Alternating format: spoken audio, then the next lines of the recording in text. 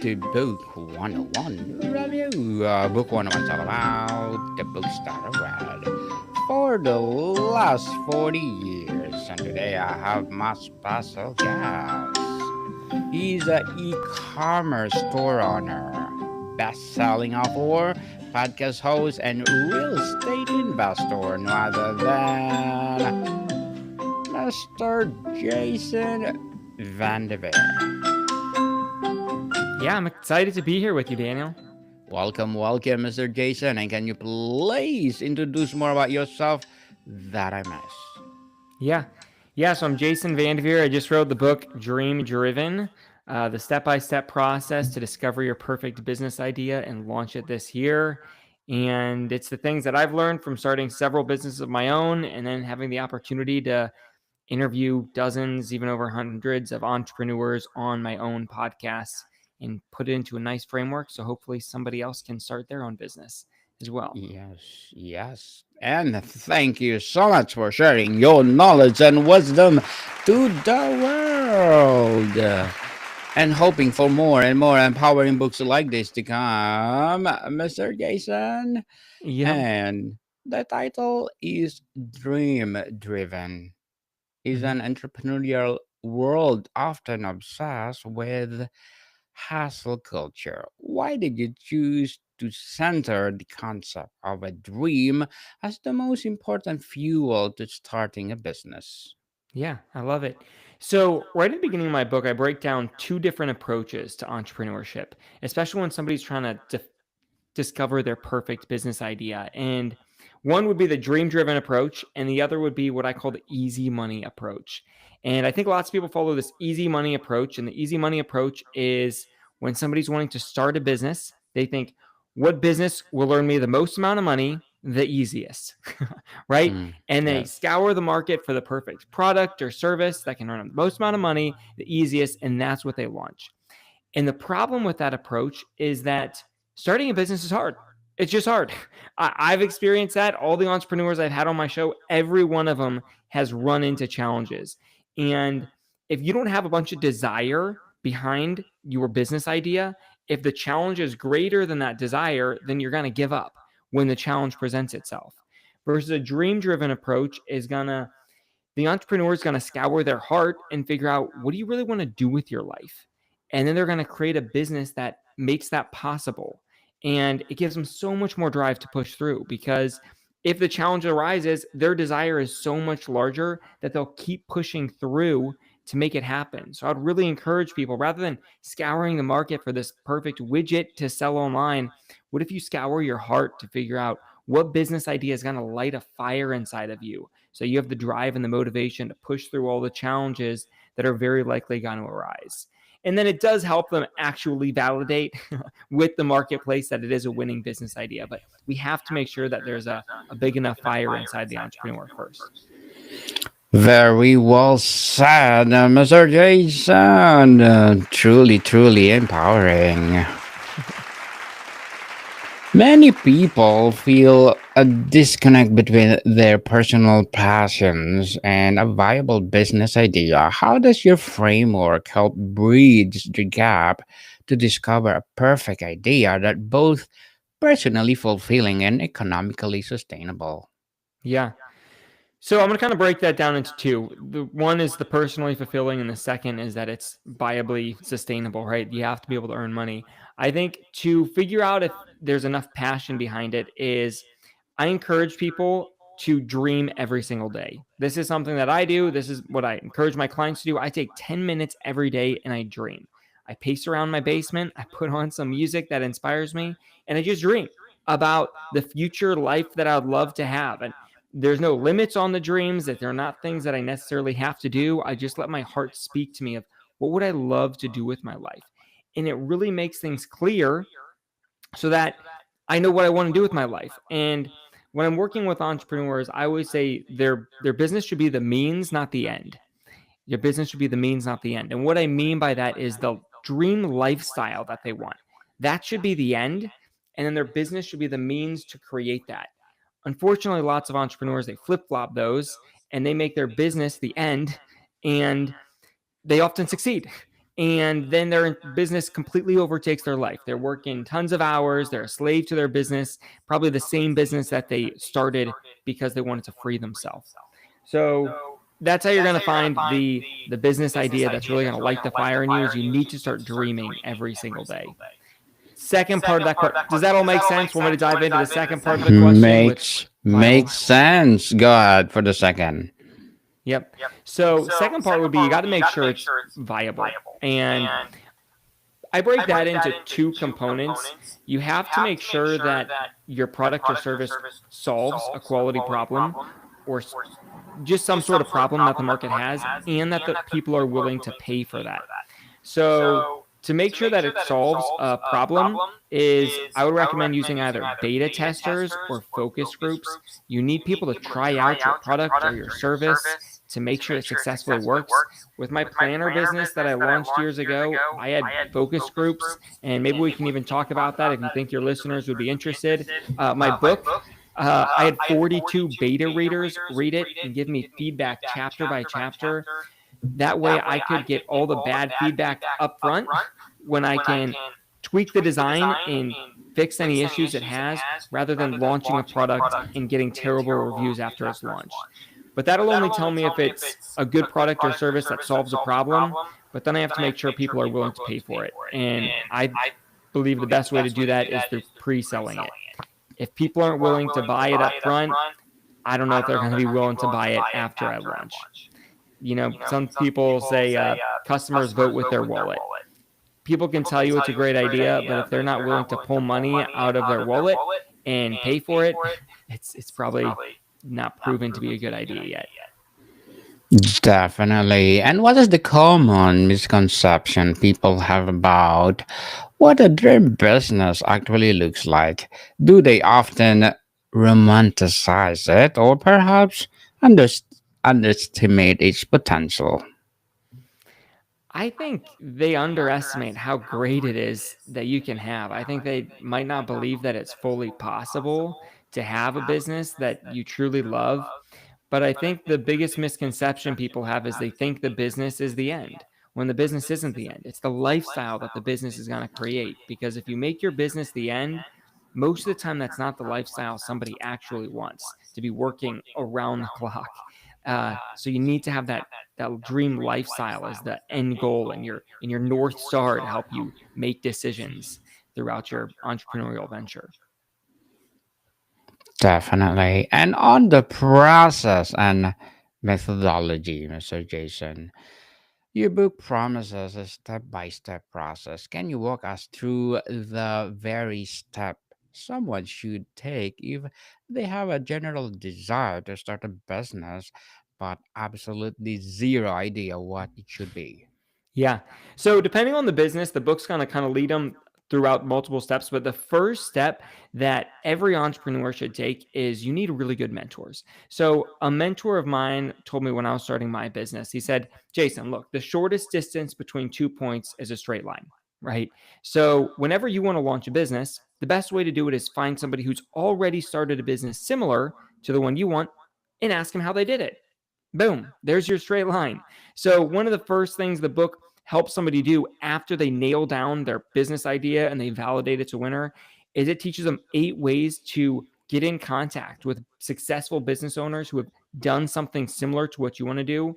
And then you can ask them how they did it. And you can learn proven strategies rather than you using trial and error to try things out. You can get in touch with these people. And if it's helpful, I'd be happy to even break down some of those strategies, but I'll let you lead wherever you think might be most helpful for your guests. A key fear for many is that the ideas is already out there. How many does your process help someone differentiate the ideas and find a unique angle in a crowded market? Yeah. So during that validation process, if you're meeting with your focus groups, your beta testers, and you're meeting with actual customers, I think that's what's going to expose the unique angles of what problems are they currently having with the available solutions. I think as an entrepreneur, an easy misconception is that you can just guess and think you're going to discover it. But when you can get together with your ideal target customers and ask them, you're going to learn a ton of information. So, one of my first businesses I started was a planner business. I designed this planner and launched it. It's a highly, highly competitive market. Everyone told me it was a bad idea to launch, but I really wanted to. So I started hosting these focus groups because a mentor of mine told me to.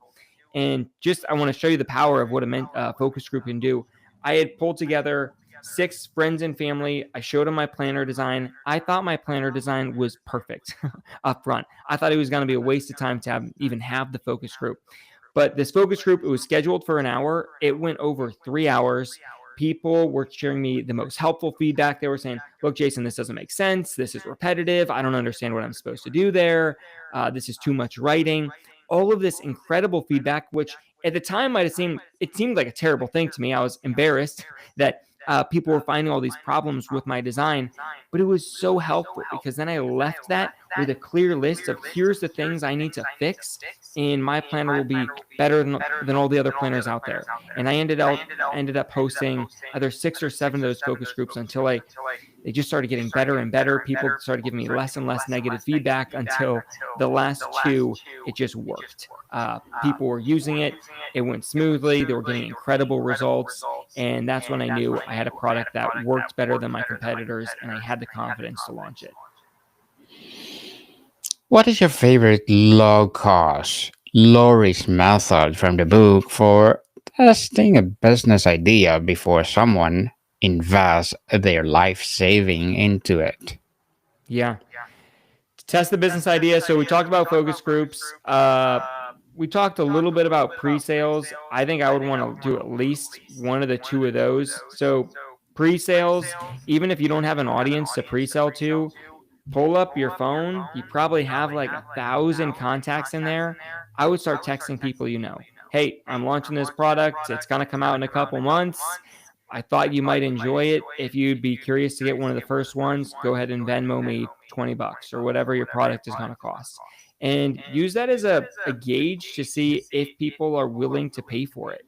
Now, that will only show you if people are willing to pay for it, but you could theoretically have a terrible product. But if you sell it well, people will buy it. So you really should be coupling that with focus groups or beta testers because that'll show you whether it's a quality product or service. The pre-sales will show you if people are willing to pay for it.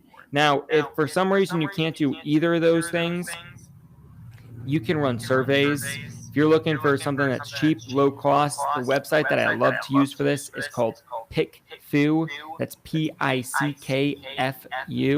PickFu. You can run cross tests for really cheap, maybe like 80 cents a person to fill it out, and you get the results within a day. Like when I was choosing a cover for my book, I ran surveys and had a couple hundred people vote on covers.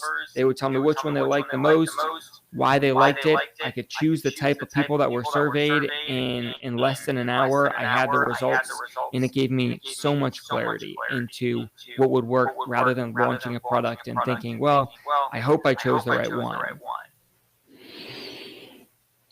The subtitle says launch it this year. That's a bold promise. What does a timeline look like? Is it full time, a 40-hour week journey, or someone realistically make progress alongside a day job? Yeah. I think that's going to be a decision for the entrepreneur. I think a good way to do it is start it on the side until you've proven the concept and you're getting revenue, and then you can make the much smoother transition from your job to supporting yourself off of your business.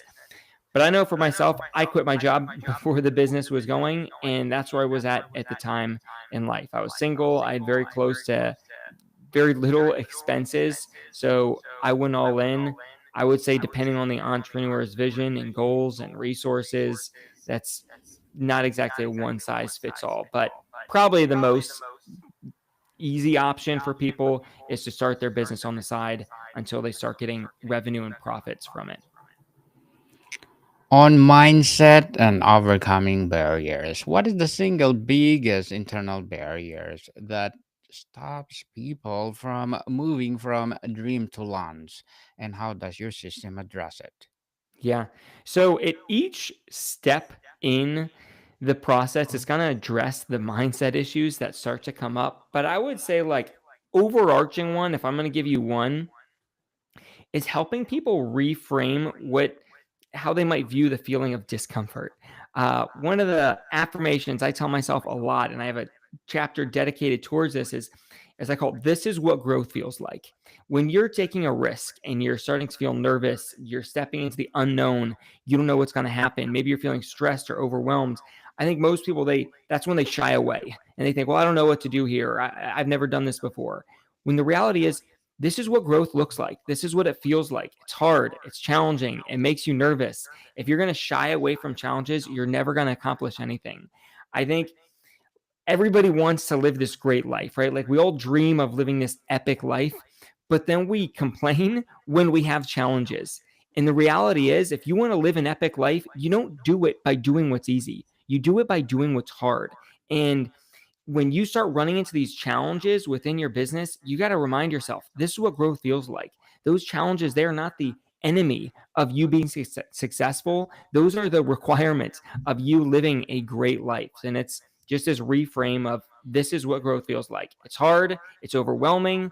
It's nerve-wracking, but that's where growth happens. Mhm. So, Mr. Jason, as an e-commerce store owner, best-selling author, podcast host, and real estate investor, what are your short-term and long-term goals? Short term is focused on getting this book completely launched. I want to get on 100 podcasts, kind of like this one that I'm on right now. Short term goal that I'm focused on. Long term goal, within the next 2 years, I want to start hosting my own conferences. I've gone to a bunch of conferences over the years. I go to at least one live conference a year, and huge fan of them. I've learned a ton, met a lot of great people, but I'd like to start hosting some of my own. Good luck to your goals, Mr. Jason, and looking forward for more success. And Thank let's you. empower people all over the world through your talents. And what would be your piece of advice for those people out there who want to be like you? Yeah. I think the biggest thing is go find mentors who's already created the business like you want to start, and you have to find a way to learn from them. Whether you're going to cold call them, whether you're going to track down where they play pickleball at and show up there so you can meet them there, send them messages on LinkedIn or somehow connect through a friend on LinkedIn who might know them. But you got to get in touch with the people who have done what you want to. They have all the answers to your problems. And I would make that the number one priority. They can give you the shortest line to the success that you want. And I'm going to add one more thing in. Buy my book, Dream Driven. It's worked for me to start multiple businesses, to create my dream lifestyle, and it's worked for others. If you're serious about wanting to use a business to create your dream lifestyle, this will walk you through finding the idea, validating it, and launching it, even if you don't have very much money to start it with. Yes, definitely. And thank you for the advice, Mr. Jason. And can you please recommend a book or books that influence your journey?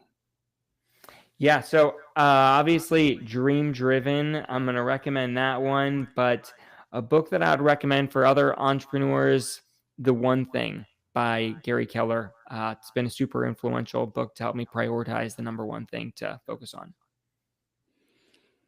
And thank you for that recommended books, Mr. Jason. And before we wrap up our discussion for today, I'm inviting you to please to listen to my other podcast, people, my other podcast, because my abstract essay is already in fifth season, abstract poetry in second season, and my book 101 review in fifth season too, comedy 101 in second season, and my food 101 in fifth season as well, geography 101 in first season, and my baby podcast Law 101 and Mental Health 101, Love Letters in third season, and Movie 101 Review and Music 101 in fourth season, and Science 101 and Sex 101 in its first season. Please listen to them wherever you listen your podcast. So, Mr. Jason, how does this process ensure that the business a person builds aligns with their desired lifestyle rather than becoming a soul crushing trap? Yeah, it's got to align with a dream. Just like the name says, the book is going to teach them the proper way to dream at the start and answer the question, what do you really want to do with your life? Because when you can find that it lights a fire inside of you. We didn't really get into my personal story, but I had the opportunity to inherit and take over a 9-figure business. I walked away from it because I didn't have a passion, which most people, well, everybody told me was a bad, crazy idea. And I started a little business from nothing, but I had a fire inside of me because I had clarity on the answer to the question, what do you want to do with your life? I knew this is what I wanted to do with my life. And when you can find that perfect business idea that lights a fire inside of you, it makes everything else easier. Because if you have enough, if your desire is greater than the challenge that's in front of you, you're going to figure it out. But if you don't have very much desire behind the business idea, you're just going to quit as soon as you run into a challenge, which I can tell you up front, you're going to run into challenges. So you want to have a giant amount of desire. If you could have your readers master just one skill from entire process, what would it be and why? Yeah, dream every single day. If you dream every day for 10 minutes, it'll completely change your life. Fully believe that we become what we dream about. Our dreams define our life. If you dream every day about getting drunk with your friends, your life is going to look like that. If you dream about writing a book or starting a business, you're going to be put on that trajectory. If you dream about nothing, then you're not going to have any meaningful goals. You can still have goals without dreams, but they won't be aiming at anything bigger than the goals. And when you don't have meaningful goals, you end up in what I call survival mode. You're just working to survive. Your goals aren't aligned to anything bigger than themselves. So it's not a very fun place to live in. But if you do have dreams, you can have meaningful goals aimed at creating those dreams. And rather than living in survival mode, you can live with purpose. And whether you want to start a business or do anything else big with your life, I want everyone to live with purpose, and dreaming every day will help give you that. Mr. Jason, launching is one thing, sustaining is another. How does being a dream driven provide a resilience needed to navigating the inevitable challenges after the launch hype fades? Yeah. You probably know with your business is this like emotional roller coaster where you have good months and you think like I'm a business genius, I can do it all, and you have bad months where you think I have no clue what I'm doing. Uh, but you need the clarity on, I'm going to keep going back to like the title of it. You need the dream that's driving you forward to pull you to take the actions, especially when you're starting it. And if you want, we can talk about the methods of how you're going to start marketing this when you're first starting. But it's just going to take a lot of pushing. And especially if you're not coming with a lot of money or resources to bring to the table, it's going to take a lot of effort. Uh, Not necessarily it has to be a lot of effort, but it's going to feel like a lot because it's going to be most likely new types of activities that you're going to be taking. They're going to push your comfort zone, and you need a lot of desire behind it to help fuel you into pushing your comfort zone as much as you need. Mr. Jason, finally, what is the first sign that someone is truly ready to start this journey? What is the spark you've seen in the successful people who have been followed this path? Yeah. So I would say you gotta have to have the business that lights a fire inside of you. And I gave in my book, there's these 3 L's that I look for to help me decide, hey, is this an idea that I really want to pursue? And the 3 L's, the first one is a longing. You have to have a giant longing to make this business happen. And the test that I do to figure out if I have enough desire behind the business idea is I call it the first alarm test. Am I willing to get out of bed on my first alarm to make this dream happen? If the answer to that is no, then you need to find a different business idea that lights a bigger fire inside of you. But when you find the right business, you'll be able to say, yep, I want this bad enough. I'm willing to get out of my bed on the first alarm. Second is your business idea needs to be lifting. Whenever I'm setting a goal or starting a new business, I want to set a goal that's so big that I cannot achieve it, that the goal is more than what I'm currently capable of accomplishing. That way, the only way I will accomplish that goal is if I force myself to improve. There's this quote I love from Tony Robbins. It's not about the goal, it's about growing to become the person who can achieve the goal. And this business idea should lift you to another level. If you already know how to start the business that you want, that's not a lifting business. That's not even a goal, it's a to-do list item. A goal should be something that will stretch you and lift you to another level. The third thing that I look for is I want the business idea to feel light. Now, this one is a little bit harder to gauge. It's more of an internal feeling, but does the business feel light or does it feel heavy? And most time people can gauge this pretty well. Something that's light, it feels fun, even if it might be really hard. Like when I was starting my planner business, it challenged me more than anything else I'd done in my life, but it felt light. It was fun. It was freeing.